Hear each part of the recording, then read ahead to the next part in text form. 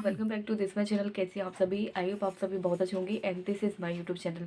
तो कई सारे लोग ऐसा सोच रहे होंगे कि मुझसे नहीं हो पा रहा है, और देखिए ऐसा नहीं है। अगर आप मेहनत करोगे तो डेफिनेटली होगा। हम ये गलती कर देते हैं कि हम मेहनत नहीं करते, उतना अपना एफर्ट नहीं देते हैं, इस वजह से चीज़ें हम पे बनती नहीं है। अगर आप एफर्ट दोगे तो क्यों नहीं बनेंगी? डेफिनेटली होगा, बट हमें एफर्ट देने पड़ेंगे। जो हम लोग सोचते हैं एक चीज़ों से जो बचते हैं ना, उनसे हमें बचना नहीं है, हमें उनको फेस करना है। हम कई सारी चीज़ें ऐसी हैं जिनसे हम बचते हैं, और यही सबसे बड़ी प्रॉब्लम है हमारी कि हम उन चीज़ों से बचते हैं। और कई सारे लोग ऐसे होंगे कि बस ईज़ी ईज़ी पढ़ते रहते हैं, और डिफ़िकल्ट भी पढ़ना चाहिए। डिफ़िकल्ट हमेशा पढ़ना चाहिए जिससे कि हम ईज़ी लेवल अच्छे आराम से कर सकें। तो ये चीज़ें समझनी चाहिए। और कई सारे लोग ऐसे होंगे कि गिव अप करने का सोच रहे होंगे। देखिए मुझे मैं आपको बता दूँ, मुझे 3 साल हो गए हैं, बट मुझे ये रिग्रेट नहीं होता कि मैंने बहुत मेहनत की हुई थी और अब इस वजह से नहीं हो पाए। मैंने क्योंकि 2 साल तक तो कोई मेहनत की ही नहीं, उतनी कंसिस्टेंसी के साथ। मैं आप सभी को बता दूँ, मैंने जैसा कि आप सभी को बताया भी था कि मैंने कोई मेहनत नहीं की है 2 साल तक। बस मैंने सिलेबस कंप्लीट किया, अनअकैडमी पे लिया था मैंने, वहाँ पे केवल मैंने सिलेबस कंप्लीट किया था। सिलेबस कंप्लीट करने के बाद उतना कंसिस्टेंसी कभी पड़ा ही नहीं कि हाँ अभी एग्ज़ाम आ रहे हैं तो बहुत अच्छे से तैयारी करो, मॉक टेस्ट लगाओ, उसकी बहुत अच्छे से प्रैक्टिस करो। ये चीज़ें कभी नहीं मैंने सोची। और इसके बाद जब ज़्यादा टाइम हो गया, फिर पहले ऐसा रहता था कि बस एग्ज़ाम देने हैं, हुआ तो ठीक है, नहीं हुआ तो वो भी ठीक। तो ऐसे नहीं चलेगा। ऐसे अगर चलेगा तो फिर इससे अच्छा एग्ज़ाम इस एग्ज़ाम को देना ही छोड़ दीजिए। और कई सारे लोग आपको क्रिटिसाइज़ करेंगे बाद में, अगर ज़्यादा टाइम हो जाएगा। और कोई बात नहीं, करने दीजिए, बट आपको अपने आप से ऑनेस्ट रहना है कि आप तैयारी बहुत अच्छे से कर रहे हो, और इतना भी डिफ़िकल्ट नहीं है। हम अगर अच्छे से तैयारी करेंगे तो यहाँ तक पहुँच जाएँगे। उस लेवल पे हम ज़रूर पहुँच जाएँगे जहाँ तक हमें पहुँचना है।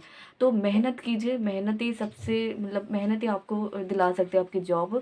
अदरवाइज़ बैठे रहने से तो कुछ होगा नहीं, है ना? तो ये चीज़ मैं समझती हूँ कि देखिए 2 साल तक मैंने कोई एफ़र्ट नहीं दिया, है ना? तभी कोई मुझसे चीज़ें नहीं बनी, कभी कोई चीज़ मुझे अच्छे से समझ में नहीं आई। बट जब मैंने 2024 से बहुत अच्छे से एफ़र्ट देना स्टार्ट किया, तो तब इतना इम्प्रूव ला पाई हूँ। एक ही साल में इतना इम्प्रूव ला पाई हूँ। और मैं अरिथमेटिक की, जैसा कि मैंने आप सभी को बताया भी था कि अरिथमेटिक की वजह से मैं छोड़ने वाली थी। और फिर मैंने इसके लिए बहुत सोचा कि करूँ या नहीं करूँ। फिर मैंने सोचा कि इस एक बार ट्राई करना चाहिए, अपना एफ़र्ट देना चाहिए। और बस मैं अपना एफ़र्ट ही दे रही हूँ और यहाँ तक पहुँच पा रही हूँ, और चीज़ों को सीख रही हूँ। धीरे-धीरे सीख रही हूँ, और आप सभी से भी अपनी हेल्प ले रही हूँ कि कैसे करना चाहिए, है ना? क्योंकि आप सभी ने बहुत ज़्यादा सपोर्ट किया है। कई सारी चीज़ें ऐसी हैं जो आप लोगों ने इम्प्रूव की है मेरी। तो इसी वजह से मैं ये यूट्यूब चैनल चलाती हूँ कि आप सभी लोग मुझे सपोर्ट करें, कैसे मुझे करना चाहिए। देखिए यहाँ कोई गाइडेंस देने वाला होता नहीं है, ना है। अगर देगा तो वो ऐसी गाइडेंस देगा कि हमें हमारे रास्ते से भटका देगा। और अगर आप 2-3 साल से बहुत कंसिस्ट हो तो बहुत बड़ी बात है। मेरे लिए मैं यहाँ तक पहुँच पाई हूँ। देखिए मेरे माइंड में कभी ऐसा नहीं आता कि मुझे कुछ और कर लेना चाहिए, क्योंकि मुझे खुद पर बिलीव है कि मैं कर लूँगी। अभी नहीं तो एक ना एक दिन तो कर ही लूँगी ना। आपने लोगों को देखा होगा 3 से 4 साल, 4 से 5 साल लग जाते हैं। क्यों लग जाते हैं? क्योंकि सभी लोग एक जैसे नहीं होते। किसी का लेवल बहुत अच्छा होता है स्टार्टिंग से ही, और किसी का 2-3 साल के बाद हो पाता है, जैसा कि लोगों का पहले होता है। तो ऐसा नहीं है, सभी का लेवल एक जैसा नहीं होता है। कई सारे लोगों को बहुत टाइम लगता है। जैसे कि मुझे टाइम लग रहा है। मेरी मैथ में, जैसे कि आप सभी को पता है, मैं आपको बता दूँ 10th और 11th में मेरी मैथ में कोई प्रॉब्लम नहीं थी। बट यहाँ आके मैंने, जैसा कि आप सभी को बताया, कि मेरे मैथ में ऐसे मार्क्स आ रहे हैं कि अब इंग्लिश मीडियम से, पहली बात तो इंग्लिश मीडियम से मैंने कर लिया, और इस वजह से प्रॉब्लम आई कई कई बार। और फिर उसमें उसमें फ़ैमिलियर होना बहुत ही टाइम लगता है। इंग्लिश के साथ फ़ैमिलियर होना बहुत ही टाइम लगता है। हिंदी से, जैसा कि आप स्टार्टिंग से आपने हिंदी से पढ़ा है, और एकदम से आप इंग्लिश में आ जाओ तो टाइम तो लगता ही है ना? कन्फ्यूज़न होता है कि इंग्लिश से कर लिया, अगर नहीं हुआ तो कैसा होगा? नहीं समझ में आया तो क्या? बहुत टेंशन रहता है। कई बार तो मैं इतनी सोच में थी कि मैंने इंग्लिश से कर लिया, और अगर इंग्लिश में नहीं हुआ तो क्या करूँगी? फिर इसके बाद फ़ैमिलियर होती गई मैं। फ़ैमिलियर होती गई, प्रैक्टिस करती गई, फ़ैमिलियर होती गई। पहले मुझे, जैसा कि मैंने आप सभी को बताया था कि रीज़निंग में मुझे कुछ नहीं आता था, कुछ भी नहीं आता था। जैसे कि मैंने आप सभी को बताया भी था कि मैंने यूपीएससी की तैयारी स्टार्ट की थी स्टार्टिंग में, तो उसमें मैंने रीज़निंग के बारे में कुछ पढ़ा नहीं था। मैंने केवल जनरल नॉलेज मैंने स्टार्ट कर दी थी, उसी को पढ़ना स्टार्ट कर दिया। तो रीज़निंग में उतना ज़्यादा कुछ पता नहीं था, ऐसे ही 1-2 टॉपिक पता थे, बस इतना। और अरिथमेटिक में भी यही सिम्प्लीफिकेशन वगैरह मैंने पढ़े थे, तो ये पता थे, बट इतना ज़्यादा कुछ नहीं पता था। तो ऐसे ऐसी चीज़ें होती हैं कि मैं एक चीज़ हमेशा है कि कई सारे लोगों का लेवल एक जैसा नहीं होता, काफ़ी टाइम लगता है देखिए हमें समझने में, है ना, कई सारी चीज़ों को। और हिंदी मीडियम से इंग्लिश मीडियम में आना बहुत ही मतलब सोचने वाली बात होती है। लोगों के लिए डिसीज़न होते हैं अपने आप में लेने के लिए कि आप ये कर सकते हो कि नहीं कर सकते हो, और मेरे लिए भी सबसे बड़ा मेरा बिलीव है कि मैं कर लूँगी, कितना ही टाइम लगे बट मैं कर लूँगी। तो अपने ऊपर विश्वास रखें, गिव अप करने का देखिए मत सोचिए, आपको थोड़ा टाइम और देना चाहिए, मेहनत करनी चाहिए। देखिए हम इतनी मेहनत नहीं करते, हम हमेशा बचते हैं कि इतनी मेहनत ना करनी पड़े, और हमेशा हम ईज़ी चीज़ों को ज़्यादा करते हैं। तो ऐसा मत करिए, डिफ़िकल्ट चीज़ों में इन्वॉल्व होइए, तभी हम उनसे निकल पाएँगे, तभी चीज़ें समझ में आ पाएँगे। अगर डिफ़िकल्ट लेवल से चलेंगे तो डेफ़िनेटली ईज़ी लेवल हमारे लिए बहुत आसान हो जाएगा। तो ऐसे करें, डेफ़िनेटली होगा। मैं भी अपना ट्राई दे रही, अपना पूरा बेस्ट दे रही हूँ, जिससे कि इस बार पॉसिबल हो सके।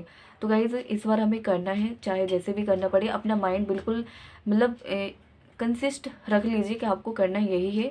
कहीं मत फँसिए कि आपको ये कर लेना चाहिए, वो कर लेना चाहिए, बस करते चलिए, डेफ़िनेटली हो जाएगा।